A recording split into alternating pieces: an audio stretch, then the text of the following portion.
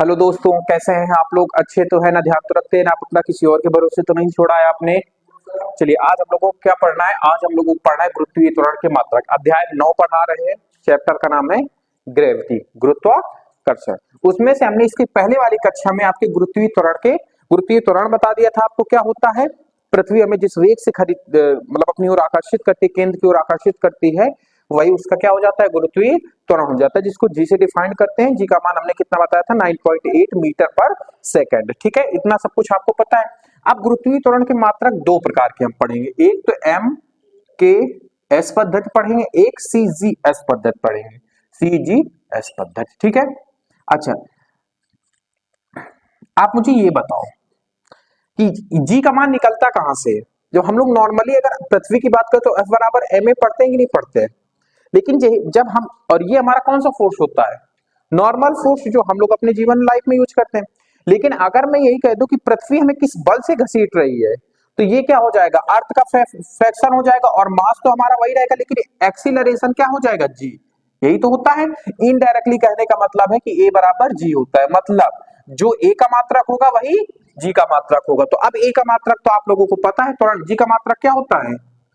जी का मात्रक, या ए का मात्रक बता दो, वही जी का मात्रक हो जाएगा एम के एस पद्धति में। मीटर पर मीटर प्रति सेकंड स्क्वायर। एक तो ये होता है। दूसरा मात्रक आपने अगर यहां से मैं निकालूं तो यहां से क्या निकल के आएगा? जी का मात्रक फोर्स अपॉन मास, मतलब न्यूटन प्रति किलोग्राम। ये निकल के आएगा कि नहीं आएगा? क्या आएगा? न्यूटन प्रति किलोग्राम। ठीक है, यहां तक बात समझ में आई आपको? तो ये आपके दो मात्रक हो गए किसमें? एफकेएस पद्धति में। जी का मान क्या होता है? अच्छा, ये भी लगाना लिखवा ही देते हैं जी का। हालांकि अभी नेक्स्ट स्लाइड में जितने इंपॉर्टेंट मान है ना, वो मैं सारे मान आपको लिखवा दे रहा हूं। ठीक है, जिससे आपको एक जगह पे सारे मान मिल जाएंगे। ठीक है, तो जी का मान कितना होता है? 9.8 मीटर पर सेकेंड स्क्वायर। ठीक है, अब बात करते हैं सीजीएस में। तो सीजीएस पद्धति में मीटर को क्या लिख देते हैं? सेंटीमीटर। सेकंड सेकंड ही रहता है। न्यूटन डाइन बन जाता है, किलोग्राम ग्राम बन जाता है, तो आप लिख सकते हो। तो जी का मात्रक, जी का मात्रक क्या हो जाएगा?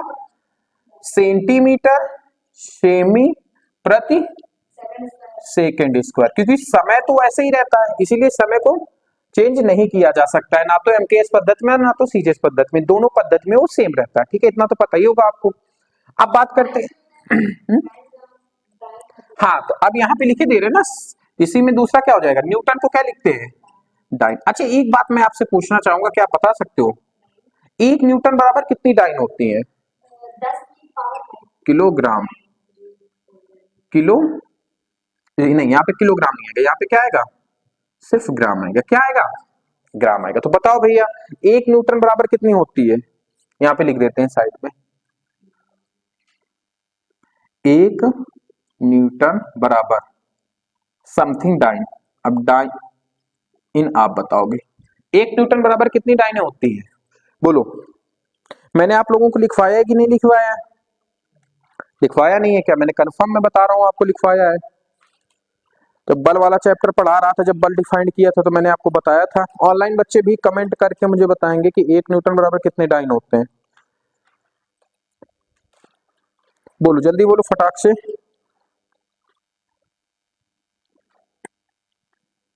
कितने होते हैं एक न्यूटन बराबर? नहीं पता है? 10 की पावर 5 डाइन। अच्छी बात यह है कि राशि का हमारा ही सही है। ठीक है, यहां पर भी जी का मान सेम ही रहेगा, 9.8 मीटर पर सेकेंड। अच्छा, एक बात बताओ, मीटर पर सेकेंड, अब यहां पे तो एक लोचा हो गया। मीटर की जगह आपको सेंटीमीटर करना है। अगर जी का सेंटीमीटर पर सेकेंड स्क्वायर में बताना हो तो क्या बताएंगे? बताओ। नहीं समझ में आ रहा मैं क्या पूछ रहा हूं? जैसे मैंने कहा कि जी का मान 9.8 मीटर पर सेकेंड स्क्वायर होता है, तो सेकेंड तो नहीं बदलता, लेकिन मीटर तो बदल जाते हैं ना। तो 9.8 मीटर में कितने सेंटीमीटर हो जाएंगे? 980 सेंटीमीटर हो जाएंगे। कितने हो जाएंगे? देखो कैसे, एक मीटर बराबर कितना होता है? 100 सेंटीमीटर होता है।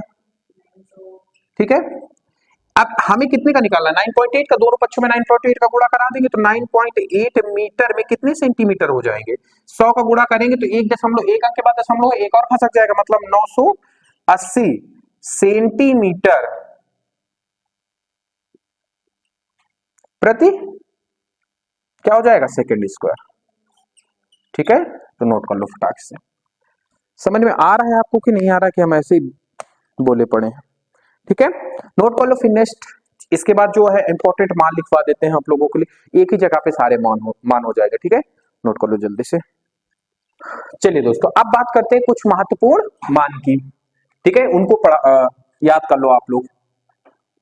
महत्वपूर्ण वैल्यूज, ठीक है, मान। तो पहले आपको स्मॉल जी कैपिटल जी, सबसे ज्यादा इंपॉर्टेंट तो यही है, स्मॉल जी का मान कैपिटल जी का मान, सॉरी कैपिटल जी स्मॉल जी का मान। ठीक है, मान, ये दो चीजें तो आपको बिल्कुल जवान में रटी होनी चाहिए। ठीक है, फिर इसके बाद हमें क्या बात करना है, आपका ध्वनि का चाल, ध्वनि की चाल। देखो जो इंपॉर्टेंट है वहां ये लिखा रहा हूं। ठीक है, पृथ्वी का पलायन वेग, पृथ्वी का, अच्छा पलायन वेग समझ में आया क्या होता है, पृथ्वी का पलायन वेग। फिर बात करते हैं चंद्रमा का पलायन वेग, चंद्रमा का पलायन वेग। अब ठीक है, इतनी चीजें तो आपको याद करनी ही करनी है। इधर कुछ और भी लिखवाएंगे, जो ना भी याद करोगे तो आपको दिक्कत नहीं होगी, लेकिन अगर याद कर लोगे तो आप बाकी बच्चों से आगे रहोगे। ठीक है, इतनी चीज समझ में आई आपको। हाँ, एक चीज और याद रखना, पहले यहाँ पे पलायन, बाकी सब चीज तो समझ में आ रही होगी, पलायन वेग आपको समझ में नहीं आ रहा होगा। पलायन वेग किसी ग्रह का वह वेग होता है जिस मतलब ये जो है एक वेग होता है, आपको पता लग रहा होगा कि ये वेग है। पलायन मतलब क्या हो जाता है, निकल जाना, यही तो होता है। पलायन मतलब क्या कर जाना, पलायन कर जाना, निकल जाना, मतलब ऐसा वेग जिससे किसी ग्रह की ग्रेविटी से हम बाहर जा सकते हैं। मतलब एक मिनिमम वेग होना चाहिए ना, कि इस वेग से जाएंगे तभी हम इस फोर्स से बाहर निकल पाएंगे। जैसे पृथ्वी का है, अगर आप 2 किलोमीटर पर सेकंड से जा रहे हैं तो आप पृथ्वी की ग्रेविटी से बाहर नहीं जा पाएंगे, पृथ्वी अपनी ओर खींच लेगी आपको। लेकिन वहीं पे आपने 11 मतलब 11 किलोमीटर पर सेकंड, एक सेकंड में कितना 11 किलोमीटर कि आपने अगर स्पीड जनरेट कर ली तो पृथ्वी की ग्रेविटी से आप बाहर जा सकते हैं, क्योंकि स्पीड से निकलेंगे तो आपकी उसकी ग्रेविटी का इफेक्ट नहीं पड़ेगा। ठीक है, बात समझ में आई कि नहीं आई। तो अब बात बताओ, कैपिटल जी का मान क्या होता है, 6.67 गुणे 10 की पावर माइनस 11। मात्रा क्या हो जाएगा इसका, न्यूटन इंटू मीटर स्क्वायर प्रति किलोग्राम स्क्वायर।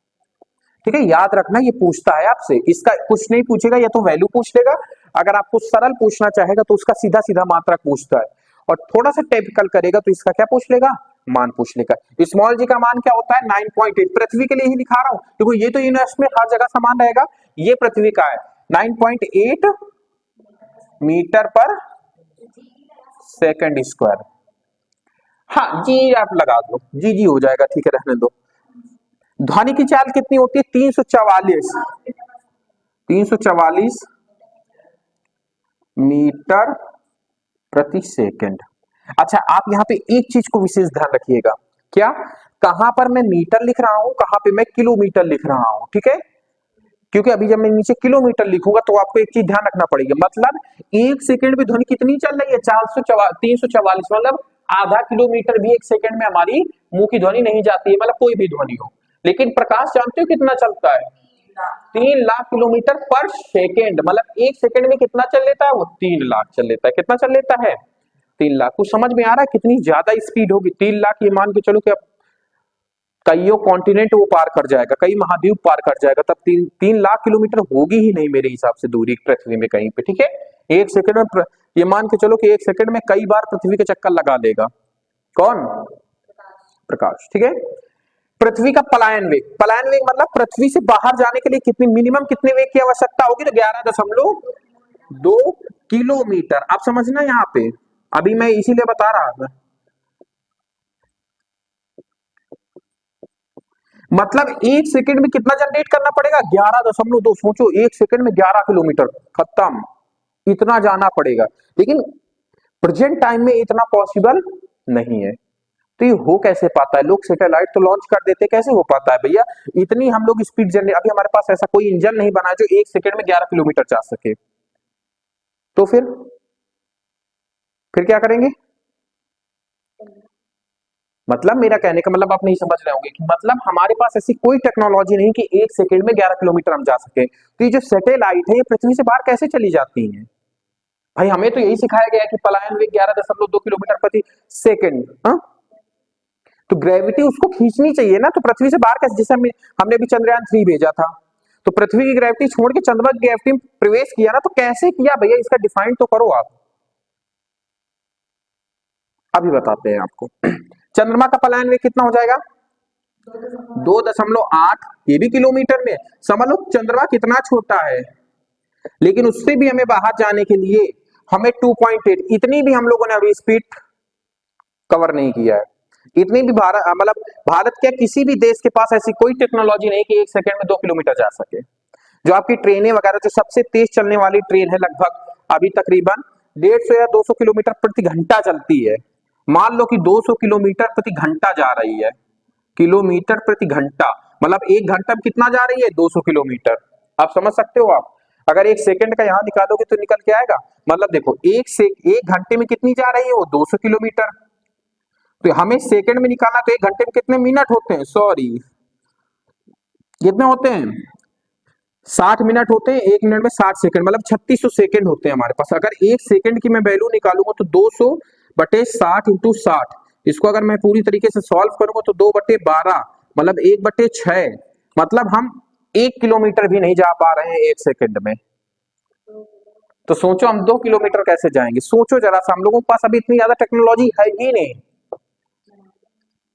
और जो हमारे फाइटर जेट वगैरह उड़ते हैं वो 400-500 किलोमीटर प्रति घंटा उड़ते हैं, वो भी इनकी स्पीड भी इतनी नहीं हो पाती। तो हम लोग इतना जनरेट कैसे करते हैं वो भी बताते हैं आपको। ठीक है, देखो अब हमें जब किसी सैटेलाइट को भेजना होता है तो हम देखो इतना तो वैज्ञानिकों को पता लग गया कि भैया इतनी स्पीड जनरेट कर पाना तो हमारे बस में अभी है नहीं। इतनी अच्छी टेक्नोलॉजी हम लोगों के पास अभी नहीं है, इतनी एडवांस टेक्नोलॉजी अभी नहीं है। तो लोग करते क्या है ना, जो थ्रस्टर लगाए जाते हैं किसी भी रॉकेट के पीछे, वो परमानेंटली उसको एक फोर्स कांस्टेंट रूप से देते रहते हैं। मैं नहीं समझ में आ रहा, मतलब मैं इसको कांस्टेंट रूप से ऐसे दे रहा हूं, ढकेल रहा हूं ऐसे करके। तो एक बात बताओ, क्या ये नीचे आएगा जब उसको परमानेंट ऐसे ढकेला जा रहा है? तो जो थ्रस्ट होते हैं वो परमानेंट क्या करते हैं? सैटेलाइट को ढकेलते हैं, इसलिए नहीं कर पाता। अगर एक बार फोर्स देने के बाद छोड़ दिया जाए फ्री हैंड, कोई उसको थ्रस्ट ना दिया जाए, तो मिनिमम कितनी स्पीड उसको जनरेट करनी पड़ेगी? 11.2 किलोमीटर पर सेकंड। जब वो 1 सेकंड में 11 किलोमीटर से ज्यादा, मतलब लगभग वो जनरेट कर लेगी अपनी स्पीड को, तब अगर हमने फोर्स हटा भी लिया तब भी वो अपने आप पृथ्वी से बाहर चली जाएगी। लेकिन अगर हम सैटेलाइट नॉर्मली भेज रहे हैं और बीच में ये थ्रस्टर को बंद कर दिया, तो सैटेलाइट कहां आ जाएगी? धीरे से नीचे आ जाएगी। समझ में आई है बात?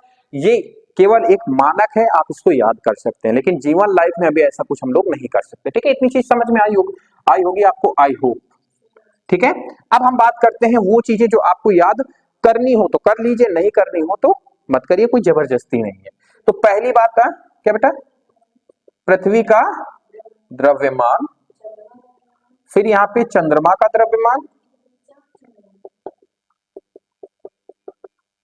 और यहां पे पृथ्वी की त्रिज्या, पृथ्वी की त्रिज्या और चंद्रमा की त्रिज्या। ये 4 चीजें आप याद करेंगे तो बाकी बच्चों से बेटर परफॉर्मेंस करेंगे, नहीं याद करेंगे तो एवरेज बच्चों में आपका नाम गिना जाएगा। चलिए, पृथ्वी का द्रव्यमान कितना होता है? तो 6 गुणे 10 की पावर 24 किलोग्राम होता है। ठीक है, क्या होता है? किलोग्राम होता है। चंद्रमा का द्रव्यमान कितना होता है? तो 7.24 गुणे 10 की पावर 22 किलोग्राम का होता है। अगर मैं पृथ्वी की त्रिज्या की बात करूं तो पृथ्वी की त्रिज्या कितनी हो जाती है? 6 पृथ्वी की त्रिज्या ना 6.4 गुणे 10 की घाते 6 मीटर की त्रिज्या है। और अगर मैं चंद्रमा की बात करूं तो ये है हमारा, चंद्रमा की त्रिज्या 1.7 गुणे 10 की पावर 6 मीटर है। ठीक है, तो ये चीजें आप याद कर भी सकते हो, नहीं भी कर सकते हो, लेकिन जो मैंने इस तरफ लिखी हुई है ये आपके लिए मोस्ट है। क्या है आपके लिए? नोट कर लो, फिर नेक्स्ट क्लास अगले सेशन मिलेंगे अगले क्लास में, ठीक है। आज के लिए इतना ही, बाकी बातें करते हैं अगले क्लास में। इसमें कुछ ज्यादा समझाने का था नहीं, पलायन वेग समझाने का तो जो मैंने समझा दिया था। इनको याद करो चाहे ना करो, लेकिन इनको जरूर आप याद कर लीजिएगा। चलिए आज की क्लास को यहीं पे समाप्त करते हैं, बाकी बातें करते हैं नेक्स्ट क्लास में। साथ बने रहने के लिए धन्यवाद। अपने और अपनों का ख्याल रखिए।